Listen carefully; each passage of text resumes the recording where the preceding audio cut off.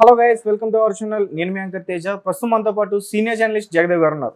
నమస్తే సార్. నమస్తే. అయితే నిన్న అసెంబ్లీ సమావేశంలో డిప్యూటీ సీఎం అయిన పవన్ కళ్యాణ్ గారు, సార్ ఆంధ్రప్రదేశ్లో మద్య కుంభకోణం చాలా దారుణంగా జరిగింది, దాదాపు 98,000 లక్షల 98,000 కోట్లు అన్నారు. నాకు సరిగ్గా అర్థం కాలేదు. సో ఒక ఫ్రాడ్ జరిగింది, దీనికి ఖచ్చితంగా మీరు కఠిన చర్యలు తీసుకోవాలని చెప్పేసి పవన్ కళ్యాణ్ గారు చంద్రబాబు నాయుడు గారిని కోరడం జరిగింది. సో దానికి సంబంధించిన విషయం.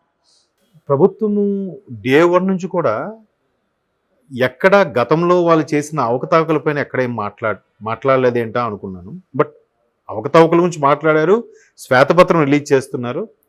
కాకపోతే ఆ మహానుభావులు ఏంటి అంత సేఫ్టీగా ఉన్నారు, తిరిగి రివర్స్లో ఇంకా కౌంటర్లు వేస్తున్నారేంటి, వీళ్ళు ఇంకా అంత ధైర్యంగా ఎలా మాట్లాడుతున్నారు అని అనిపించింది నాకు, అంటే ఒక సామాన్యుడిగా. ఎందుకంటే ప్రతిదీని ఇసుక కుంభకోణం, మందు మీలాంటి మద్యం కుంభకోణం, ల్యాండ్లు కుంభకోణం, తర్వాత కబ్జాలు కుంభకోణం, ల్యాండ్లో భాగాలు ఇవన్నీ. ఆ తర్వాత దేవాదాయ శాఖ ఈ మధ్యన ఒక శాంతి గారి అంశం తెర మీదకి వచ్చిన తర్వాత దేవాదాయ శాఖలో కూడా మెంబర్స్గా ఎవరిని పెట్టారు, ఎవరిని చేశారు కుంభకోణం. తర్వాత నిన్న కూడా చూశాను, ఏంటది సొసైటీకి సంబంధించిన వాళ్ళు మాత్రమే చెరువులో చేపలు పట్టేలాగా ఒక ఆప్షన్, రాష్ట్ర వ్యాప్తంగా ఉండే చెరువులకు సంబంధించి ఆ చెరువులు ఇచ్చే సొసైటీ పరిధిలోకే తీసుకొచ్చి ఆ సొసైటీని కూడా వైసీపీ వ్యక్తుల్ని అజమాయిషిగా పెట్టి చేశారట. అంటే అక్కడ చేపలు పట్టుకునే వాళ్ళ పొట్ట కూడా కొట్టారు. నిన్న ఎప్పుడు న్యూస్లో చూశాను.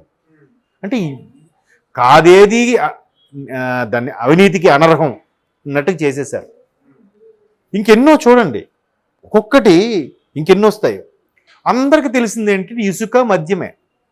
మద్యం ఏ స్థాయిలో అంటే నాకు తెలిసి 3.5 తెలుసు సార్, కానీ మద్యం ఇంత దారుణంగా మాఫియా జరిగిందని తెలియదు. అంటే మధ్యలో పురంధేశ్వర్ గారు ఎప్పుడో ఒకసారి వెళ్ళి ఫైట్ చేసి, మధ్యలో కాదు, ఆల్మోస్ట్ ఆవిడ ఇంకా ఎలక్షన్స్ ఇంకొక 8 నెలలు 6 నెలలు ఉన్నాయనగానే ఆవిడ 8 నెలలు 1 year మ్యాక్సిమం 2023లో ఆవిడ తాడేపల్లిగూడెం ఎక్కడికో వెళ్ళి అక్కడ వెళ్ళి బాటిల్ కొనుక్కొని, ఇక్కడ చూడండి క్యూఆర్ కోడ్ లేదు, ఒక కార్డ్ స్వైపింగ్ ఏమీ లేదు, క్యాష్ అండ్ క్యారీ అనే విధంగా ఆవిడ బాటిల్ కొని కూడా చూపించారు ఆవిడ.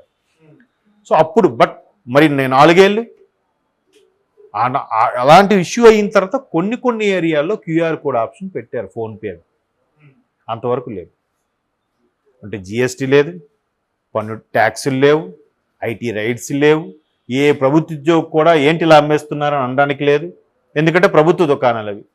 మా చిన్నప్పుడు అనేవారు ప్రసాదు అనేవారు, ప్రభుత్వ సారాయి దుకాణం అని. అలాగా ప్రభుత్వ మద్యం దుకాణాలు అవి, వైన్ షాప్. టైమింగ్ అది కూడా ఈ టైం నుంచి ఈ టైం వరకు. ఆ టైం దాటిన తర్వాత అమ్మినా కూడా ఆయన అడగడానికి లేదు. ఎవడు అడుగుతాడు? ఏ అధికారి అడుగుతాడు? ఏ అధికారి అడగగలడు? ఒకవేళ ఏ అధికారిని అడిగితే బతికి బట్ట కట్టగలడా? అది పరిస్థితి. చెప్తున్నాను కదా, అది కూడా ఎలాంటివి, పోనీ మా డబ్బులతో మేము కొనుక్కున్నా మేము మా ఆరోగ్యం ఖరాబ్ చేసుకోవాలా? వాళ్ళు అన్ని బ్రాండ్లు దొరకలే, మొదటి 2 ఏళ్ళు దొరకలే, 3వ ఏడు నుంచి మంచి బ్రాండ్లు దొరికాయి. బట్ పక్కన తెలంగాణలో 1000 రూపాయలు ఉంటే అక్కడ 1200, పక్కన తెలంగాణలో 1500 ఉంటే అక్కడ 2000. బ్రాండ్ బట్టి మళ్ళీ రేట్లు. వీడేదో పోనీ ఒక 200 150 రూపాయలు ఇచ్చి ఒక క్వార్టర్ కొనుక్కుంటే సామాన్యుడు, అది కూడా ఎప్పుడు వినని పేరు కల్తీ మందు. ఏది అంటే నిన్న చంద్రబాబు నాయుడు గారు కూడా అసెంబ్లీ సాక్షిగా బూమ్ బూమ్ అని ఏదో పేరు చెప్పారు. బూమ్ బూమ్ అంట అది ప్రొడక్ట్ పేరు. దాని పేరు చెప్పగానే సంథింగ్ అదే, దానికి సంబంధించి అందరూ నవ్వేశారు కూడా. బూమ్ బూమ్ అంట, స్పెషల్ స్టేటస్ అంట, 3 క్యాపిటల్స్ అంట. చూడండి, స్పెషల్ స్టేటస్ అప్పుడు అందరూ అప్పుడులో బాగా ఎటకారం చేశారు. అబ్బా జగనన్న తెస్తానన్న స్పెషల్ స్టేటస్ తెచ్చేశాడు రా ఇగోండి అని చెప్పి. దాని మీద అయ్యంగార్ గారని ఒక సినీ దర్శకులు ఒక నటుడు ఆయన కూడా వ్యంగ్యంగా 2-3 వీడియోలు చేసి కూడా పెట్టారు సోషల్ మీడియాలో. సో ఆ స్థాయికి వెళ్ళిపోతే మరి అదంతా ఎక్కడికి వెళ్ళినట్టు ఆ డబ్బు అంతా? సరే మన డబ్బు ఉంది, మనం పంచుతాం, మనం ఇచ్చిన ఈ పథకాలు చాలు, మనమే గెలుస్తాం, అప్పుడు చూద్దాం అనుకున్నట్టుగా అనుకున్నారు. చూడండి వాళ్ళు ఎంత ప్లాన్ వేశారు. కానీ భగవంతుడు అనేవాడు ఉన్నాడుగా, దానికి తోడు అందరూ కూడా అన్ని వర్గాల వారు కూడా వ్యతిరేకం అయిపోయారు. ఎంత వ్యతిరేకం అయిపోయారు? ఇప్పుడు సామాన్యుడు కష్టపడి ఆటో నడిపో లేదా రిక్షాలు తాగో కూలి పని చేసుకో, సాయంత్రం ప్రశాంతంగా 2 పెగ్గలు వేసుకొని పడుకుందాం అనుకునేవాడు కూడా యాంటీ అయిపోయాడు. అరే మా డబ్బులు పెట్టి మేము కొడితే కూడా మంచి నికాసైన మందు దొరకకపోవడం ఏంటి, ఇదేంటి పరిస్థితి అని ఆడు బయటపడకపోయినా వాడికి మండింది. అరే ఇంకో మా కొలీగు వాళ్ళ బావగారు రీసెంట్గా చనిపోయారు. బట్ ఆయన డ్రింకింగ్ అలవాటు ఉంది, ఓకే. సో ఆయన చెప్పిన తర్వాత మా బావ అడిగాను, ఏమంటే రీసెంట్గా చనిపోయారండి, ఇలా డ్రింకింగ్ వల్ల ఆయన పొట్ట కాలేయం ఇవన్నీ దెబ్బతిన్నాయి. ఎందువల్ల అంటే ఇంకేంటంటే గత ప్రభుత్వంలో చేసిన అరాచకం మందు వల్ల. హైదరాబాద్ లో ఒక డాన్స్ మాస్టర్ కూడా అలాగే చనిపోయారు sir, Rakesh master, Tirupati something వెళ్ళి మరి సంథింగ్ అదే బియర్ తాగిన తర్వాత చనిపోయారని అన్నారు అప్పుడు అందరూ. ఎంతో ఈయన అయితే మాత్రం పక్కాగా అదే అని చెప్పి ఆయన భావోద్వేగంతో ఏడ్చేసి తిట్టాడు కూడా మా కొలీగ్. సో అట్లా నాకు తెలిసింది ఒక్క కేసే, అట్లా ఎంతమందో. సో ఇట్లాంటిది దానికి ఒక ట్యాక్స్ లేదు, ఒక రసీదు లేదు, ఒక ఆన్లైన్ ట్రాన్సాక్షన్ లేదు, ఇవన్నీ ఎక్కడికి ఎంత బ్లాకేగా. ఏంటి ఆథరైజ్డ్ బ్లాక్, మళ్ళీ దాని పేరు ఎందుకు, ప్రభుత్వమే నడిపిస్తుంది కాబట్టి. చూడండి అసలు ఎంత దారుణంగా. అంటే మనల్ని ఎవడు అంటాడు, మనల్ని ఎవడు ఆపేది, ఎవడేం మనం ప్రశ్నిస్తాడు, ఎవడో మనం పీకుతాడా, చూద్దాం. ఆయన ఎక్కడ వేయాలి అక్కడ వేసేద్దాం, ఎక్కడ తొక్కాలి అక్కడ తొక్కేద్దాం మరి కదా. అది చిన్న చిన్న వాటికే మనం రసీదులు అడుగుతాము, లేదంటే ఒక లెక్క చెప్తామే. సాధారణంగా 10-15 వేల ఉద్యోగస్తులే ట్యాక్స్లు కడుతున్నాడే ఇవాళ. 20,000 30,000 దాటినోడు ట్యాక్స్ కడుతున్నాడు, మినిమం ట్యాక్స్. మరి వీళ్ళు అది ఏమైంది ఈ గడిచిన 4 ఏళ్లలో ఎంత అసలు ప్రభుత్వాన్ని నిలబడాలన్నా ప్రభుత్వం కూలిపోవాలన్నా మద్యమే కారణం అని అంటారు కదా.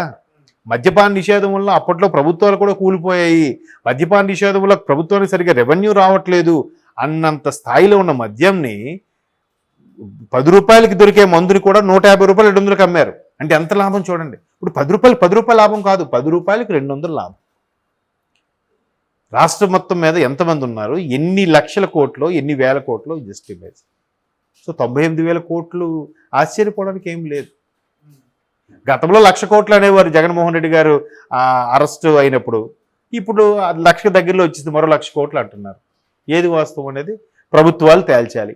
సిబిలు, సిబిసిఐడీలు, ఈడీలు వీళ్ళందరూ కూడా కంకణ కొట్టుకుని చేయాలి. ఎప్పుడు చేస్తారు? చెయ్యరు.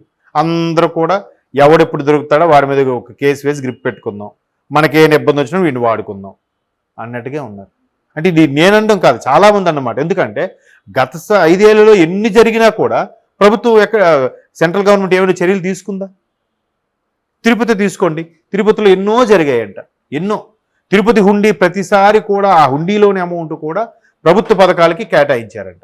మరి అది హిందూ దేవాలయం సంబంధించింది, సనాతన ధర్మం సంబంధించింది, అందరికి ఎలా కేటాయిస్తారు దాన్ని? హిందూ ధార్మికం కోసమో హిందూ ధర్మం కోసమో పాటుపడే దానికోసం, దాని డెవలపింగ్ కోసం వాడాలి. కానీ అందరికి ఎలా కేటాయించేస్తారు? పథకాలు అందరికీ వెళ్తాయి కదా, అన్ని వర్గాల వాళ్ళకి వెళ్తాయి కదా. మరి హిందూ దేవుడు అంటే పడదు, కొంతమంది హిందూ దేవాలయానికి వెళ్ళరు, హిందూ బొట్లు పెట్టుకోరు. మరి దాని మీద కూడా చర్చ నడుస్తుంది కదా. సో ఇవన్నీ కలిగితే పరిస్థితి అది. Okay sir, thank you so much.